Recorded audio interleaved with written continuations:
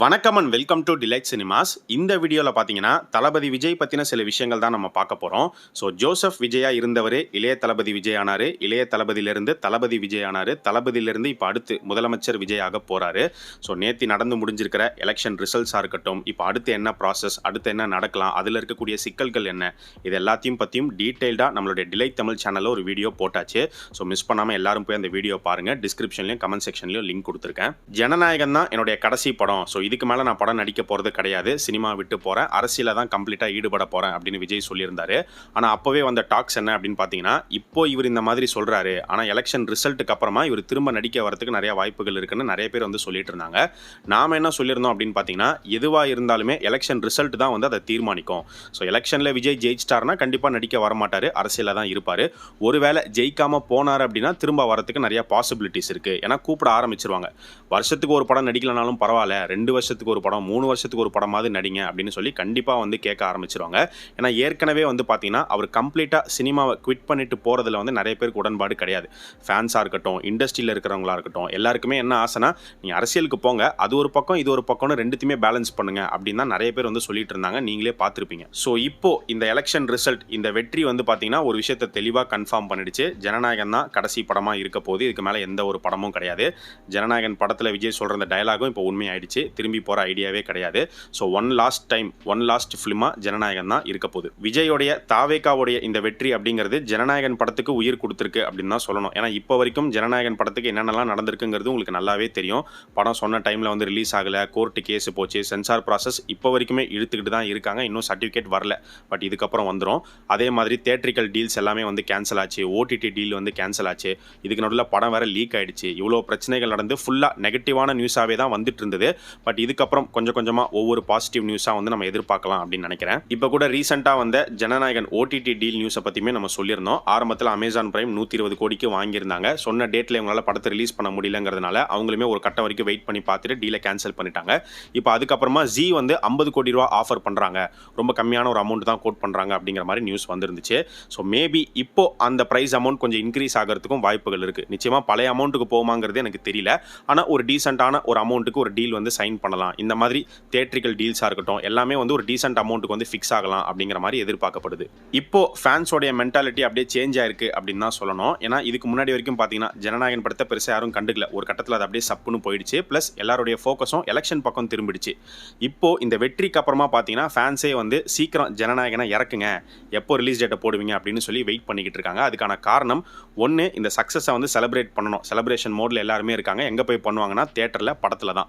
2 காரணங்கள். Success celebration அப்படிங்கிறது ஒன்று, இன்னொன்று வந்து பார்த்தீங்கன்னா இதுக்கப்புறம் அவர் படம் நடிக்க போகிறதில்ல, ஒன் லாஸ்ட் டைம் அப்படிங்கிறதுனாலையும் இந்த ஜனநாயகன் படத்துக்கு ஒரு பெரிய க்ரௌட் புல்லிங் இருக்கும் அப்படிங்கிற மாதிரி எதிர்பார்க்கப்படுது. ஆனால் கலெக்ஷனாக எந்த அளவுக்கு கலெக்ட் பண்ண போகுது, அதில் ஏதாவது ஒரு ரெக்கார்ட் பண்ண போதா, இல்லை குறைய போதா, என்ன ஏதுங்கிறத நம்ம பொறுமையாக வெயிட் பண்ணி தான் பார்க்கணும். அண்ட் நம்ம முன்னாடியே சொன்ன மாதிரி இதெல்லாம் என்ன நடந்தாலுமே இந்த ஜனநாயகன் வந்து ஒரு பக்கா ப்ராஃபிட்டபிளான ஒரு ஃபிலிமாக கேவியனுக்கு அமையுமாங்கிறது தெரியல. அது அமைஞ்சா வேற லெவல் தான். ஒருவேளை அமையாமல் போச்சுன்னா, முன்னாடி 2 விதமாக நியூஸ் இருந்தது. விஜய் வந்து ஒன்று இன்னொரு படம் பண்ணி கொடுப்பாருன்னு, இப்போ அந்த பாசிபிலிட்டி கிடையாதுங்கிறது தெளிவாக தெரிஞ்சிருச்சு. ஸோ அதனால மேபி ஏதாவது ஒரு காம்பன்சேட் மாதிரி அவர் பண்ணலாம். இந்த ஜனநாயகன் படத்துக்கு ஃபேன்ஸ் வைக்கிற ஒரு கோரிக்கை என்னன்னு பார்த்தீங்கன்னா, முன்னாடியிலேருந்தே சொல்லிட்டு தான் இருந்தாங்க. எலெக்ஷனுக்கு முன்னாடியே ஜனநாயகன் படத்தை ரிலீஸ் பண்ண விட்டீங்கன்னா தளபதி விஜய் நடிக்கும்னு வரும், எலெக்ஷனுக்கு அப்புறம் ரிலீஸ் பண்ண விட்டீங்கன்னா முதலமைச்சர் விஜய் நடிக்கும்னு வரும், எது வேணும் நீங்களே முடிவு பண்ணிக்கோங்க அப்படின்லாம் வந்து பேசிட்டு இருந்தாங்க, மீம்ஸ்லாம் போட்டுட்டு இருந்தாங்க. அதை பார்க்கும்போது என்ன ஓவராக பில்டப் கொடுக்குறாங்க, இந்த அளவுக்கு கனவு காண்றாங்களே அப்படிங்கிற மாதிரி தான் இருந்தது. ஆனால் இப்போ அது நிஜமாயிடுச்சு, நிஜமாக போகுது அப்படிங்கிறதுனால சின்ராசை கையிலேயே வந்து பிடிக்க முடியல. ஸோ அந்த கோரிக்கை நிறைவேற்றப்படுமா அப்படிங்கிறத நம்ம வெயிட் பண்ணி தான் பார்க்கணும். ஏன்னா இன்னும் இந்த படத்துக்கு வந்து சென்சார் சர்டிஃபிகேட் கிடைக்கல. அது மட்டும் இல்லாமல் இந்த மாதிரி ஏதாவது சேஞ்சஸ் பண்ணணும்னு முடிவு பண்ணி ஏதாவது பண்ணுறாங்க அப்படின்னாலுமே அதை சேஞ்ச் பண்ணி மறுபடியும் இவங்க சென்சாருக்கு அனுப்பி தான் வந்து சர்டிஃபிகேட் வாங்குற மாதிரி இருக்கும். ஸோ அதை பண்ணுவாங்களா இல்லை என்ன பண்ண போகிறாங்க அப்படிங்கிறது சீக்கிரமே நமக்கு தெரிய வரும். அண்ட் ஜனநாயகன் படத்தோடைய ரிலீஸை பொறுத்த வரைக்கும் இப்போதைக்கு என்ன நிலைமை இருக்குது அப்படின்னு பார்த்தீங்கன்னா, இப்போ விஜய் வந்து இன்னும் சிஎம் ஆகலை. அவர் வந்து 2 வாரம் டைம் கேட்டிருக்காரு, மெஜாரிட்டி ப்ரூவ் பண்ணி ஆகணும். ஸோ மெஜாரிட்டி ப்ரூவ் பண்ணி அவர் சிஎம் ஆனதுக்கு அப்புறமா தான் ஜனநாயகன் படத்தை வந்து தியேட்டர்ஸ்க்கு கொண்டு வர மாதிரி இருக்கும்.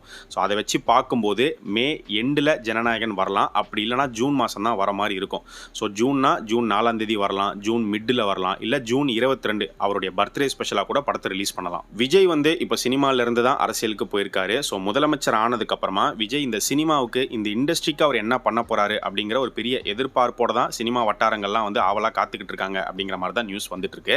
பட் நம்மளை பொறுத்த வரைக்கும் சினிமா சினிமாலாம் வந்து செகண்டரி தான். ஃபர்ஸ்ட் அவர் மக்களுக்கு இந்த நாட்டுக்கு என்ன பண்ண போறாருங்கிறது தான் முக்கியம். அதுக்கப்புறம் தான் சினிமா.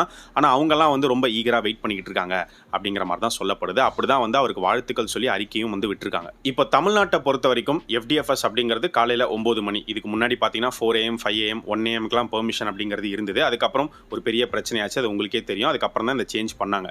இப்போ நிறைய பேர் என்ன சொல்றாங்க, என்ன எதிர்பார்க்குறாங்க அப்படின்னு பார்க்கும்போது, விஜய் CM ஆனதுக்கு அப்புறமா இந்த 9 AM அப்படிங்கிறது 4 AM வந்து மாற்றப்படும், மாற்றணும் அப்படின்லாம் வந்து சொல்லிக்கிட்டு இருக்காங்க. இதுக்கு நம்மளுடைய ஸ்டாண்ட் என்ன அப்படின்னு பார்த்தீங்கன்னா தேவை கிடையாது. இந்த 9 AM வந்து கரெக்டாக தான் வந்து இருக்கு. மேபி கொஞ்சம் குறைக்கணும் அப்படின்னா 9 AMங்கிறத 8 AM வந்து மாற்றலாம், இல்லை 7 வரைக்கும் போகலாம்.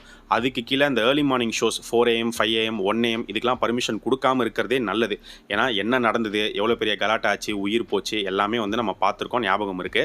ஸோ அதனால அந்த மாதிரிலாம் திரும்பி நடக்க வேண்டாம் அப்படிங்கிறதா நாம சொல்ல வருது. இன்னொரு விஷயமா என்ன பேசப்படுது அப்படின்னு பார்க்கும்போது, விஜய் முதலமைச்சர் ஆனதுக்கு அப்புறமா சினிமாவில் இருக்கக்கூடிய ப்ரொடியூசர்ஸ், அதாவது விஜய்க்கு நெருக்கமான அவருடைய சர்க்கிள் இருக்கிற ப்ரொடியூசர்ஸ், ஃபார் எக்ஸாம்பிள் விஜயோடைய மேனேஜர் ஜெகதீஷ் வந்து ரூட்டுங்கிற கம்பெனி வச்சிருக்காரு. ரூட் வந்து ஒரு பக்கம் செலிபிரிட்டி மேனேஜ்மெண்ட் கம்பெனியாகவும் இருக்கு, இன்னொரு பக்கம் படங்களுமே அவர் தயாரிச்சுட்டு தான் வராரு. அந்த மாதிரி இந்த ரூட்டாக இருக்கட்டும், 7 ஸ்க்ரீன் ஸ்டுடியோ, இவருக்கு நெருக்கமான ஆட்கள் வந்து நிறைய ப்ராஜெக்ட்ஸ் எடுத்து ப்ரொடியூஸ் பண்ணுறதுக்கு வாய்ப்புகள் இருக்குது. நிறைய பெரிய படங்கள்லாம் இவங்க கிட்ட வந்து போகலாம். சிம்பிளாக என்ன சொல்ல வராங்கன்னு பார்த்தீங்கன்னா, இப்போ ரெட் ஜெயண்ட் எப்படி வந்து எல்லா படத்தையும் எடுத்து அவங்க ரிலீஸ் பண்ணாங்களோ, டிஸ்ட்ரிபியூட் பண்ணாங்களோ, அந்த மாதிரி இவங்க பண்ணுறதுக்கு வாய்ப்புகள் இருக்குது அப்படிங்கிற மாதிரி ஒரு டாக் போகுது. பண்ணுவாங்கன்னு சொல்கிறாங்க, பண்ணலாம் அப்படிங்கிற மாதிரிலாம் ஒரு டாக் போயிட்டுருக்கு. அது பண்ணும்போது தான் நம்ம அதை பற்றி வந்து பேச முடியும். பட் அந்த மாதிரி ஏதாவது நடந்தது அப்படின்னா உங்களுக்கும் அவங்களுக்கும் எந்த ஒரு வித்தியாசமும் இல்லை அப்படிங்கிறது மக்களுக்கு தெரிஞ்சிடும். ஸோ அது மட்டும் இல்லாமல் விஜய் வந்து சினிமாவில் இருக்கும்போது அவர் பல பிரச்சனைகளை சந்திச்சிருக்காரு. அவருடைய படங்களுக்கே இந்த மாதிரி நிறைய இஷ்யூஸ்லாம் நடந்திருக்கு. அவர் பாதிக்கப்பட்ட ஒருத்தர் தான். அதனால அவர் இப்போ இந்த இடத்துக்கு வந்து திரும்ப அதே தப்பு அவர் மூலியமா நடக்காது அப்படின்னு நான் நம்புறேன். ஸோ இப்போ இந்த ஒன் லாஸ்ட் ஃபிலிமான ஜனநாயகன் படத்துக்கு அப்புறமா மறுபடியும் சினிமாவில் விஜய் அவர்களை வந்து எந்த ஒரு ஃபார்ம்லையும் பார்க்க முடியாதா அப்படின்னு கேட்டிங்கன்னா 2 ஆப்ஷன் இருக்கு. ஒன்று வந்து அதான் ரீரிலீஸ் அப்படிங்கிற ஒரு ட்ரெண்டை வந்து கிரியேட் பண்ணி வச்சிருக்காங்க.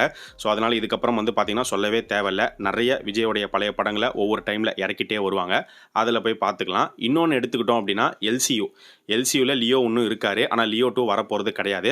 ஸோ அடுத்து கைதி 2 வரப்போகுது. அதுக்கு முன்னாடி பென்ஸ் வரப்போகுது. அப்புறம் விக்ரம் 2 தான் வந்து ஃபைனல் எல்சியூடைய ஒரு எண்டாக வந்து இருக்க போகுது. இதிலெல்லாம் வந்து விஜய் வருவாரான்னு கேட்டிங்கன்னா வரமாட்டார். ஆனால் அந்த லியோ கேரக்டருடைய ரெஃபரன்சஸை, லியோ படத்தோடைய கேரக்டர்ஸை கண்டிப்பாக கொண்டு வருவாங்க.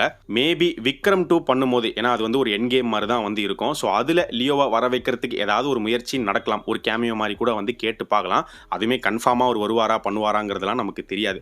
மேபி ஒரு ட்ரை அந்த டைமில் லோகேஷ் பண்ணுறதுக்குமே வாய்ப்புகள் இருக்குது. ஸோ அப்போ என்ன நிலவரம் இருக்குது, அப்போ விஜய் என்ன நிலைமையில் இருக்காரு, பண்ண முடியுமா இல்லையாங்கிறதுலாம் அப்போ தான் நமக்கு தெரிய வரும். ஒருவேளை எப்படி லியோவுடைய எண்டில் உலகநாயகன் வாய்ஸ் மட்டும் கொடுத்தாரோ அந்த மாதிரியாவது ஏதாவது ஒன்று ட்ரை பண்ணுவாங்கன்னு தான் நினைக்கிறேன். ஸோ நீங்கள் தளபதி விஜயோடைய இந்த வெற்றி பற்றியும் அவருடைய சினிமா கெரியர் ஒரு முடிவுக்கு வந்திருக்கு, இதை பற்றியும் உங்களுடைய கருத்து என்ன அப்படிங்கறத இந்த வீடியோவுடைய கமெண்ட் செக்ஷன்ல சொல்லுங்க.